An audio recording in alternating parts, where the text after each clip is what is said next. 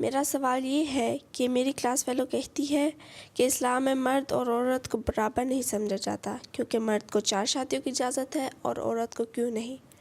عورت کو کیوں نہیں؟ اس کو کہو عورت کو 4 شادیاں کی اجازت مل گئی تو عورت تو پریشان ہو جائے گی. ہیں اللہ تعالیٰ نے ہر ایک کو اس کی فطرت کے مطابق طاقت دی ہوئی ہے، اور جو شادیاں ہیں وہ کئی مقصد کے لیے باز دیا ہوا ہے. کھلی چھٹی نہیں دی ہوئی مردوں کو. مرد کہتے ہیں جی ہمیں 4 شادیوں کی اجازت مل گئی.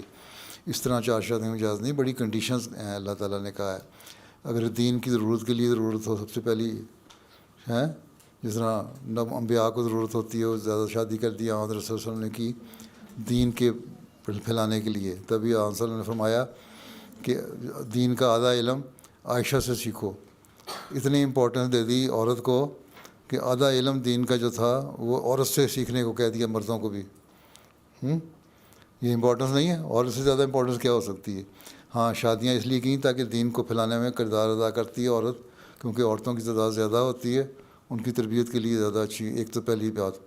پھر بعض دفعہ ڈاکٹر کہہ دیتے ہیں کہ اولاد نہیں ہو سکتی عورت کی، تو اولاد کے لیے پھر عورت کی اجازت سے شادی کر سکتا ہے وہ. تو یہ وجوہات ہوں قائم تو تب ٹھیک ہے، لیکن اس کے باوجود یہ حق دیا اللہ تعالیٰ نے عورت کو. حضرت مسیم علیہ السلام نے بڑا واضح لکھا ہے کہ عورت کو یہ حق حاصل ہے کہ اگر وہ سمجھتی ہے کہ مرد کسی وقت شادی کر سکتا ہے میرا خامن دوسری، تو وہ شادی سے پہلے لکھوا لے اس سے کہ تم میرے علاوہ کسی سے اور شادی نہیں کرو گے، چاہے میرے اولاد ہو یا نہ ہو، چاہے میں بیمار ہوں یا نہیں بیمار ہوں، تو تم شادی نہیں کرو گے جب تک میں زندہ ہوں. تو وہ مرد پابند ہے کہ بانڈ جو اس نے لکھا ہوا اس کو پابندی کرے. یہ شرط رکھی جا سکتی ہے شادی سے پہلے ہی شرط کر لو کوئی شادی نہیں کرے گا. مرد کرے گا تو وہ پکڑا جائے گا، اللہ تعالیٰ کی نظر میں گناہ گار ٹھہرے گا. ٹھیک ہے. عورت کی فطرت ہی ایسی اللہ تعالیٰ نے بنائی کہ وہ اس طرح شادیاں کرے، اس کو برداشت ہی نہیں ہوتا. اس کی ایک اور فطرت بنائی ہے اللہ تعالیٰ نے، وہ یہی چاہتی ہے کہ ایک خامند ہو اور اسی سے محبت ہو. لیکن مرد کے فطرت میں رکھی ہے اللہ تعالیٰ نے یہ بات نہیں. تبھی عورتیں کم دوستیاں کرتی ہیں، مرد زیادہ کر رہے ہوتے ہیں. 2 عورتیں بھی ہوتی ہیں خراب کرپٹ عورتیں ہوتی ہیں جو اپنے شادی شدہ خامدوں کے علاوہ بھی دوستیاں لگائی ہوتی ہیں انہوں نے باہر. یہی تمہارے معاشرے میں نظر آتا ہے. اس سے برائیاں بھی پھیلتی ہیں. ٹھیک ہے. تو ان برائیوں سے بچنے کے لیے اللہ تعالیٰ نے کہا ہے کہ 4 شادیاں کر لو تو بہتر ہے بجائے اس کے کہ گناہوں میں پڑو.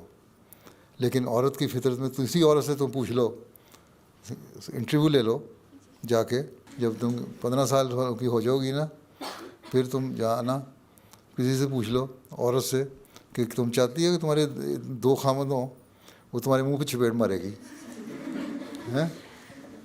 ٹھیک ہے. تو یہ لیکن مرد نہیں یہ کرے گا. تو یہ اللہ تعالیٰ نے فطرت بنائی ہے جو انسان کی، اس کے مطابق اللہ تعالیٰ نے حق دے دیا. جو فطرت ہے ہی نہیں انسان کی وہ اس کو کس طرح ہو سکتا ہے.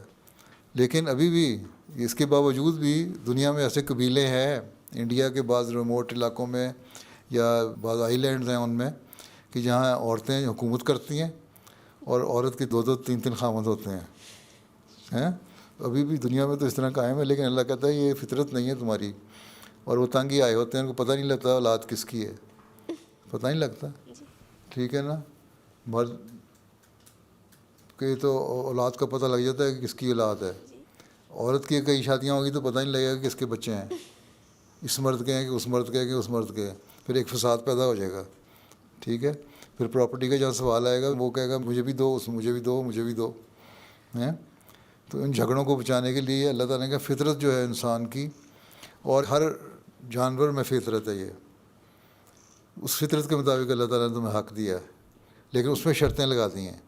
ان شرطوں پہ پورا اترو گے تو ٹھیک، نہیں تو نہیں. ٹھیک ہے. ہاں چلو.